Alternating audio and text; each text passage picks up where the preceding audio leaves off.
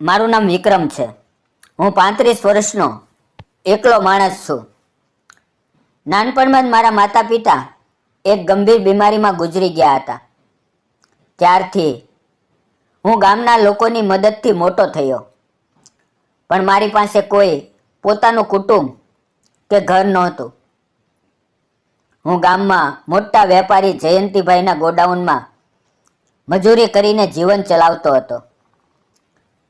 જયંતિભાઈ ખૂબ જ અમીર અને પ્રભાવશાળી માણસ હતા.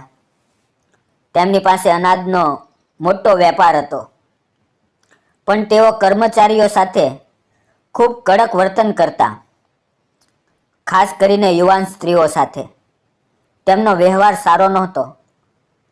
ઘણી છોકરીઓ તેમના ખરાબ ઈરાદાથી ડરીને નોકરી છોડીને ચાલી ગઈ હતી. એક દિવસ ગોડાઉનમાં એક નવી મહિલા આવી. તેનું નામ નેહા હતું. તેની ઉંમર માંડ 21-22 વર્ષની હતી. તે અનાથ હતી અને તેના દાદા દાદીએ તેને ઉછેરી હતી. હમણાં જ તેના દાદા ગુજરી ગયા હતા અને દાદીની તબિયત પણ નાજુક હતી. ઘરનો ગુજારો ચલાવવા અને દાદીની દવા માટે તેને નોકરીની જરૂર હતી.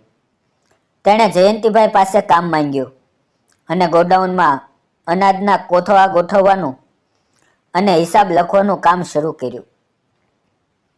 જયંતિભાઈએ તેને જોઈને તરત જ વધારે પગારનું વચન આપ્યું. મને સમજાયું કે તેનો હેતુ સાફ નથી. તેઓ નેહાને વારંવાર પોતાની ઓફિસમાં બોલાવતા. નાના નાના કામના બહાને તે તેને પાસે રાખતા. નેહા ખૂબ સમજુ અને શરમાળ હતી. તે હંમેશા પોતાનું કામ ચૂપચાપ કરતી અને જયંતિભાઈથી દૂર રહેવાનો પ્રયત્ન કરતી. હું તેને દૂરથી જોતો અને મનમાં તેની ચિંતા કરતો. આમ દિવસો વીતતા ગયા. અમે બંને ગોડાઉનમાં એક સાથે કામ કરતા હતા. પહેલાં તો ફક્ત કામની વાતો થતી. ક્યાં કોથળા ક્યાં મૂકવા, કેટલું અનાજ આવ્યું, હિસાબ કેવી રીતે લખવો. પણ ધીમે ધીમે વાતો વધવા લાગી. એક દિવસ બપોરના આરામ વખતે નેહા મારી પાસે આવી અને બેઠી. તેણે પોતાના જીવન વિશે કહેવા માંડ્યું. તેના માતા પિતા તે નાની હતી ત્યારે ગુજરી ગયા હતા. દાદા દાદીએ તેને પ્રેમથી ઉછેરી હતી. હમણાં દાદા ગુજરી ગયા અને દાદીને દવાઓની જરૂર હતી. તે કહેતી કે કેટલીક રાતો એકલી રડતી રહેતી, પણ સવારે ફરી હિંમત કરીને કામ પર આવતી. હું તેને મારી વાતો કહેતો, કેવી રીતે હું પણ અનાથ થયો. ગામના લોકોએ થોડી મદદ કરી, પણ મોટા ભાગે મારે જ મહેનત કરવી પડી. ક્યારેય કોઈની સાથે દુઃખ વહેંચવાનું નહોતું. અમારી વચ્ચે એક અજાણી સમજણ વધવા લાગી. હું તેને ચૂપચાપ મદદ કરતો. જ્યારે જયંતિભાઈ તેને ઓફિસમાં બોલાવતા ત્યારે હું કોઈ બહાને ત્યાં જતો અને વાત વચ્ચે આવતો. નેહા પણ મારી ઉપર ધીમે ધીમે વિશ્વાસ કરવા લાગી.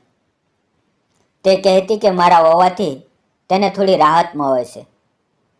એક દિવસ નેહાએ મને કહ્યું કે તેની દાદીની તબિયત વધારે ખરાબ થઈ ગઈ છે અને વધારે દવા માટે પૈસા નથી. મેં મારી પાસે બચાવેલા પૈસા તેને આપી દીધા. તેણે શરૂઆતમાં ના પાડી, પણ પછી આંસુ સાથે સ્વીકાર કર્યા. તે દિવસથી અમારું બંધન વધારે મજબૂત થયું. એક સાંજે કામ પૂરું થયું ત્યારે જયંતિભાઈએ નેહાને પોતાની ઓફિસમાં બોલાવી. તેણે કહ્યું કે હિસાબની કેટલીક વાત કરવી છે. નેહા ગઈ. થોડી વાર પછી મને તેની મદદ માંગતી બૂમો સંભળાઈ. તે ડરથી ચીસ પાડીતી હતી. હું તરત દોડીને ત્યાં પહોંચ્યો. ઓફિસ અંદરથી તાળું મારેલી હતી. જયંતિભાઈએ તેને ખરાબ ઈરાદે પકડી રાખી હતી અને તેની ઇજ્જતને જોખમમાં મૂકવાનો પ્રયત્ન કરતા હતા. મેં જોરથી દરવાજો ખખડાવ્યો, પછી લાત મારીને તોડી નાખ્યો. અંદર જઈને મેં જયંતિભાઈને ધક્કો મારીને દૂર કર્યા. નેહા ડરથી ધ્રુજતી હતી અને રડતી હતી. મેં તેનો હાથ પકડ્યો અને કહ્યું, ચાલ અહીંથી ભાગીએ. હવે અહીંયા રહેવું જોખમી છે. અમે રાતના અંધારામાં ગોડાઉનમાંથી નીકળીને મારી નાની ઝૂંપડી તરફ દોડ્યા. મારી ઝૂંપડી ગામની બહાર એક નાની અને જર્જરિત જગ્યાએ હતી. તે ખાલી હતી, પણ અમારા માટે સુરક્ષિત હતી. અમે ત્યાં પહોંચ્યા ત્યારે નેહા થાકીને બેસી પડી. મેં દરવાજો મજબૂત કરીને બંધ કર્યો. તે રાત્રે અમે બંને ડરથી જાગતા રહ્યા. જયંતિભાઈના માણસો આવશે તેવો ડર હતો. નેહાએ મને વારંવાર કહ્યું, વિક્રમ, તે મારી ઇજ્જત બચાવી. હું તારી આભારી છું. મારા જીવનમાં પહેલીવાર કોઈએ મારા માટે આટલું મોટું જોખમ લીધું. બીજે દિવસે અમને ખબર હતી કે હવે પાછા ગોડાઉનમાં જઈ શકીએ તેમ નથી. જયંતિભાઈ અમને માફ નહીં કરે. અમારી બંને પાસે બહુ ઓછા પૈસા હતા. નેહાએ વિચારીને પોતાની દાદીની છેલ્લી સોનાની વીંટી કાઢી. તેણે કહ્યું, આ વેચીએ તો થોડા દિવસ ગુજારો થશે અને દાદીની દવા પણ લાવી શકશું. તેના માટે એક ખૂબ મોટો ત્યાગ હતો. તેણે આંસુ સાથે તે વેચી અને થોડા પૈસા લાવ્યા. તેનાથી અમે અનાજ, દવા અને કેટલાક કપડાં ખરીદ્યા. અમે બંનેએ ગામમાં અલગ અલગ ઘરોમાં મજૂરી શરૂ કરી. હું બાંધકામ કે ખેતરમાં કામ કરતો. નેહા ઘરોમાં સફાઈ કે બાળકો સંભાળવાનું કામ કરતી. દરરોજ સાંજે અમે ઝૂંપડીમાં મળતા અને દિવસની વાતો કરતા. ધીમે ધીમે અમે ઝૂંપડીને સાફ કરી, દિવાલો ઠીક કરી અને તેને નાનું ઘર બનાવી દીધું. અમે સાથે રસોઈ બનાવતા, સાથે ખાતા અને રાત્રે ઘણી વાતો કરતા.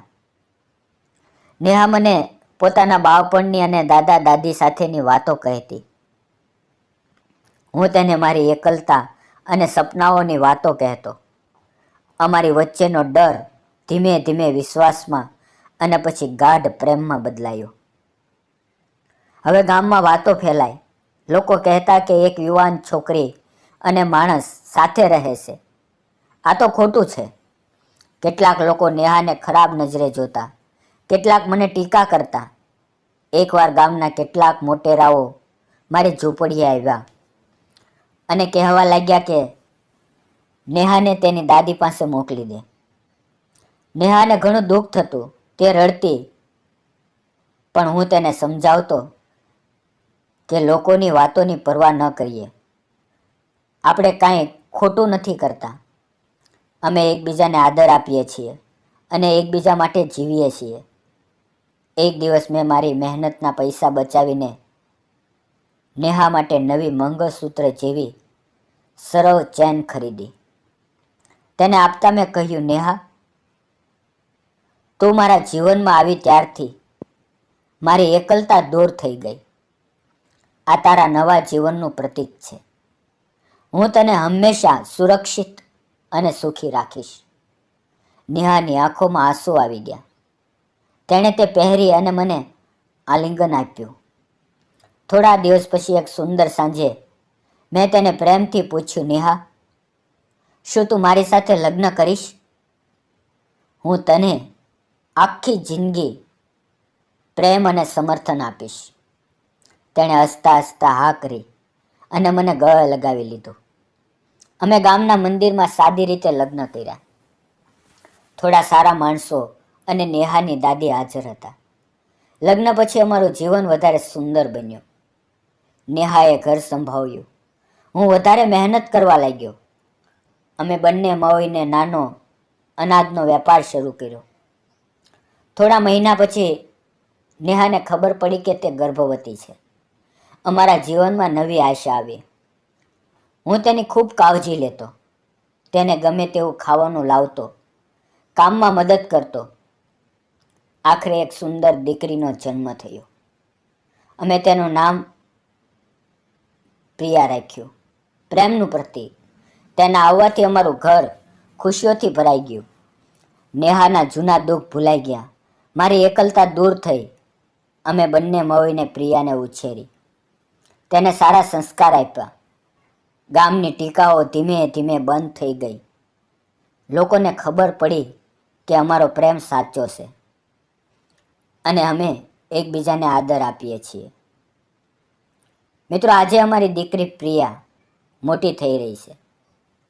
તે અમારી સાથે હસે છે, રમે છે અને મદદ કરે છે. અમે ત્રણેય સાથે મળીને મહેનત કરીએ છીએ અને સપના જોઈએ છીએ. જયંતિભાઈની ધમકીઓ ક્યારેક ખતમ થઈ ગઈ. ગામની ટીકાઓ પણ ભૂતકાળ બની ગઈ. અમે સાબિત કરી દીધું કે સાચો પ્રેમ, હિંમત અને એકબીજા પર વિશ્વાસ, જો આટલું હોય તો કોઈ પણ અન્યાય કે મુશ્કેલીને હરાવી શકાય છે. આ મારી અને નેહાની સાચા પ્રેમ અને નવી શરૂઆતની વાર્તા છે. મિત્રો, જો તમને વાર્તા ગમી હોય તો પ્લીઝ વિડીયોને લાઇક, ચેનલને સબસ્ક્રાઈબ અને એક નાની એવી કોમેન્ટ કરવાનું ન ભૂલતા. ફરી મળશું મિત્રો આવતીકાલે એક નવી વાર્તાની અંદર. ત્યાં સુધી આવજો. વિડીયો પૂરો જોવા બદલ આપ સૌ મિત્રોનો દિલથી ધન્યવાદ મિત્રો. અને હા મિત્રો, આ વિડીયોમાં આવેલા નામ, પાત્ર અને ઘટના ફક્ત કાલ્પનિક હતા. તેનો કોઈ પણ વ્યક્તિ, જાતિ કે કોઈ સમાજ સાથે કાંઈ સંબંધ નથી. આ વિડીયો ફક્ત મનોરંજન અને શૈક્ષણિક હેતુથી બનાવવામાં આવ્યો હતો. કૃપા કરીને તેને અન્યથા ન જોશો. આ ફક્ત મનોરંજન અને શૈક્ષણિક ઉદ્દેશથી બનાવવામાં આવેલો છે. તો મિત્રો, તમારા ગુજરાતી મિત્રને લાઈક અને કોમેન્ટ કરીને પ્લીઝ મોટિવેશન આપો. ધન્યવાદ મિત્રો.